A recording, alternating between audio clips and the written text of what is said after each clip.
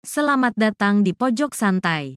Sebelum Anda mendengarkan audiobook ini, kami menginformasikan bahwa channel ini adalah review audio dari buku yang ada di Indonesia. Untuk membaca keseluruhan buku ini kami menyarankan membeli buku aslinya di toko buku kesayangan Anda, baik offline maupun online. Keberadaan channel ini dimaksudkan untuk membantu Anda mendapatkan pengetahuan dari buku-buku kesayangan Anda. Jangan lupa untuk subscribe, like, dan komen. Selamat datang di Pojok Santai, channel khusus yang membahas komik dan novel dengan cara asyik. Wiro Sableng alias pendekar Kapak Maut Naga Geni 212 tengah pusing mencari pemecahan teka-teki tulisan di hadapannya. Bisakah Wiro menemukan jawabannya? Yuk cari tahu jawabannya di video berikut ini.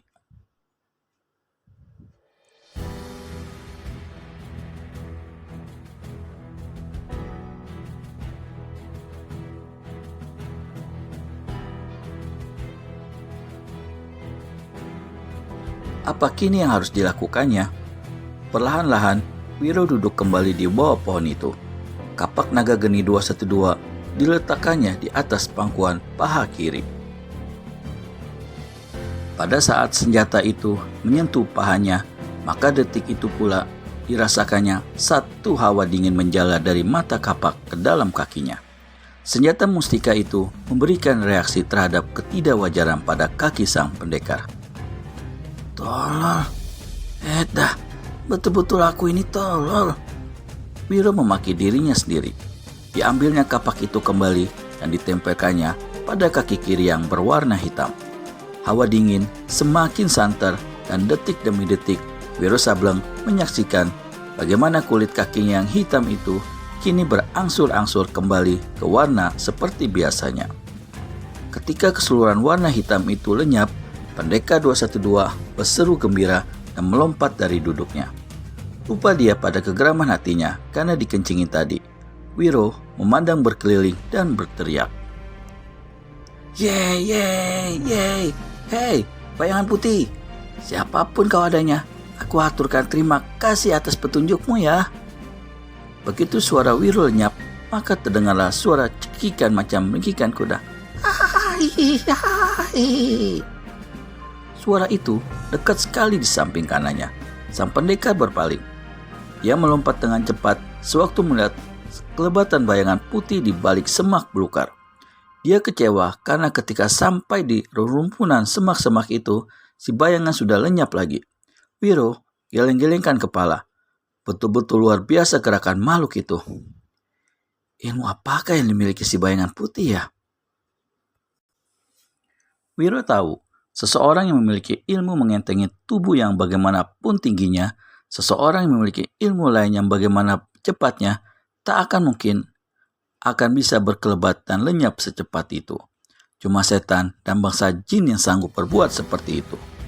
Meski agak kecewa, tak dapat mengejar si bayangan putih, namun Wiro gembira juga karena warna hitam pada kaki kirinya telah lenyap. Dimasukkannya kapak Naga Geni 212 ke balik pakaiannya kembali.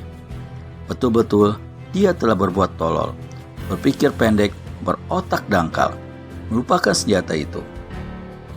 Padahal, sewaktu di puncak Gunung Gede, gurunya pernah menerangkan bahwa kapak sakti itu bukan saja bisa dipergunakan sebagai senjata hebat, tapi juga bisa mengobati dan menyedot segala macam racun jahat yang mengindap di tubuh manusia, baik bagian luar maupun bagian dalam. Wiro angsurkan kaki kirinya ke depan untuk memperhatikan kakinya itu kembali.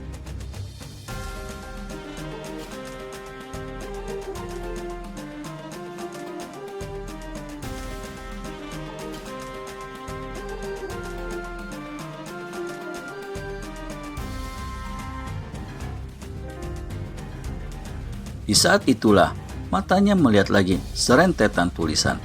Kali ini di tanah di hadapannya. Kalau mau tahu tingginya langit, dalamnya lautan, pada purnama 14 hari datanglah ke Gua Belerang. Pasti si bayangan putih itu yang menulisnya, kata Wiro dalam hati. Nyatanya, Dunia bukan saja penuh dengan kekejaman dan kejahatan, tapi juga penuh dengan keanehan. Suara petikan kecapi terhenti sewaktu pintu kamar diketuk dari luar. "Masuk," kata Dewi Siluman. Kepalanya dipalingkan ke pintu yang terbuka. Nariti masuk. Gadis ini menjura 3 kali di hadapan sang dewi. Inani, gadis pemetik kecapi, berdiri dan meninggalkan kamar itu. "Kau berhasil?" tanya Dewi Siluman begitu dia tinggal berdua dengan Nariti. "Aku dan kawan-kawan mohon ampunmu, Dewi," berkata Nariti. "Hah? Jadi kalian tak berhasil menangkap pemuda itu?" Dewi Siluman bangkit dari pelaminannya. Matanya melihat besar dan memandang lekat-lekat pada Nariti. "Sebenarnya kami akan berhasil, Dewi. Tapi apa?" sentak Dewi Siluman. "Manusia-manusia itu mengacaukan tugas kami hingga si pemuda lolos." "Manusia-manusia siapa sih maksudmu?" bertanya Dewi Siluman sambil sandarkan punggung ke bantal besar di belakangnya. "Sepasang arit hitam dan muridnya si telinga Ari Sakti serta 10 jari kematian," jawab Nariti. Lalu dia memberi penuturan atas apa yang telah terjadi. "Si telinga Ari Sakti yang berani menantang kekuasaanmu telah kami penggal batang lehernya.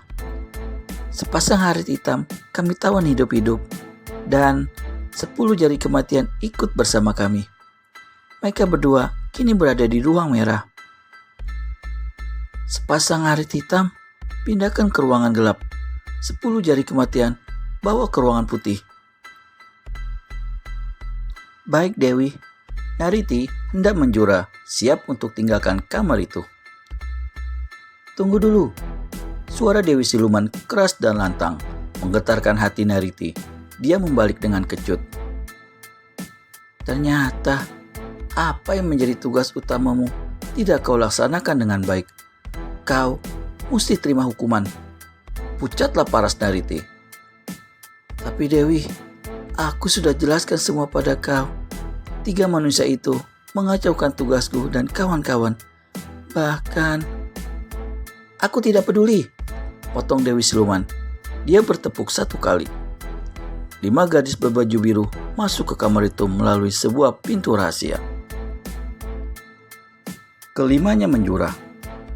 "Siap menunggu perintahmu, Dewi," kata gadis baju biru paling depan.